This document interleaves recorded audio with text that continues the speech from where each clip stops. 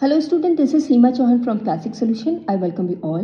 In today's session, we are going to read the central idea of the poem The Trees of Class 10th. Video में आगे बढ़ने से पहले मैं आप लोगों को रिमाइंड करा दूं कि अगर अभी तक आप लोगों ने इस पोएम का हिंदी एक्सप्लेनेशन ना देखा हो तो वीडियो चैनल पे अपलोड हो चुका है, लिंक डिस्क्रिप्शन बॉक्स में है। आप लोग उस वीडियो को ज़रूर चेकआउट कीजिए क्योंकि उसमें मैंने हिंदी एक्सप्लेनेशन के साथ साथ आप लोगों को पोएटिक डिवाइसेस भी बताए हैं जिससे रिलेटेड क्वेश्चंस आपके बोर्ड एग्जाम में पूछे जाते हैं। Coming back to the topic, मैंने आप लोगों को सेंट्रल आइडिया लिखने का एक यूनिक तरीका सिखाया है। अगर आप लोग एक बार बोर्ड एग्जाम में इस तरह से सेंट्रल आइडिया लिखेंगे तो डेफिनेटली आप लोग अच्छे मार्क्स स्कोर कर पाएंगे। तो आइए देख लेते हैं। सेंट्रल आइडिया लिखते समय सबसे पहले आप लोग लिखिए इंट्रोडक्शन। इंट्रोडक्शन में पोएम का नाम, पोएट का नाम और उस पोएम में पोएट क्या कहना चाह रहा है, जो उसकी कोई ख़ास बात हो तो उसे एक या दो लाइन भी लिखें और इस पोएम की राइम स्कीम आप लोग ज़रूर मेंशन करें। तो आइए हम लोग इस पोएम का इंट्रोडक्शन देख लेते हैं। The poem The Trees, composed by Adrienne Rich, is a metaphor which compares the trees to women. ये पोएम द ट्री जिसे कंपोज किया है एड्रियन रिच ने, ये एक मेटाफर है जिसमें ट्रीज को वुमेन से कंपेयर किया गया है।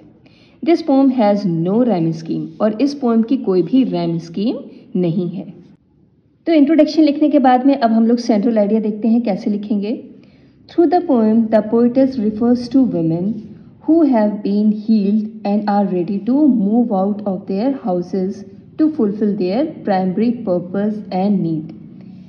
तो इस पोएम के द्वारा पोएटेस जो हैं वो वुमेन को रिफ़र कर रही हैं जो कि अभी हील कर रही हैं and are ready to move out of their houses, और वो तैयार हैं घर से बाहर आने के लिए। किस लिए? fulfill their primary purpose, जो उनकी प्राइमरी पर्पस है, जो उनके उद्देश्य हैं और उनकी जो प्राइमरी नीड्स हैं उसको फुलफिल करने के लिए।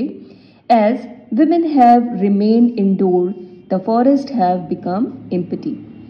जैसा कि विमेन अभी तक घरों में थी तो क्या था कि जो बाहर की दुनिया थी, जो फॉरेस्ट थे, वो क्या थे? एम्प्टी थे। एम्प्टी यानी कि खाली थे।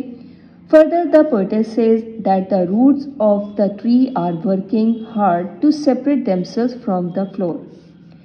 फिर आगे पोएटेस कहती हैं कि roots of the trees are working hard, कि जो पेड़ों की जड़ें हैं वो हार्ड वर्क कर रही हैं to separate themselves from the floor, अपने आप को फ्लोर से अलग करने के लिए, मतलब फर्श से अलग करने के लिए रूट्स जो हैं पेड़ों की वो बहुत ही हार्ड वर्क कर रही हैं।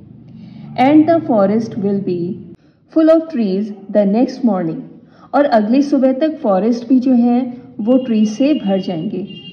इट मीन्स, और इसका मतलब है, the women are coming forward and contribute to country, कि जो वुमेन हैं वो बाहर आ रही हैं और देश के लिए अपना योगदान दे रही हैं। सो स्टूडेंट्स, आप लोग इस तरीके से सेंट्रल आइडिया लिखें और लास्ट में जो कोई खास बात हो इस पोएम की जो आपको लगी हो उसे आप लोग लास्ट में लिख करके और इस तरह से आप अंडरलाइन कर सकते हैं। सो स्टूडेंट्स, ये आप लोग का सेंट्रल आइडिया था। आई होप आप लोग को ये बहुत अच्छे से समझ में आया होगा। If you have any doubt और any query do write in the comment section. तो चलिए बहुत जल्दी मिलते हैं नेक्स्ट वीडियो में। Thank you so much for watching my video.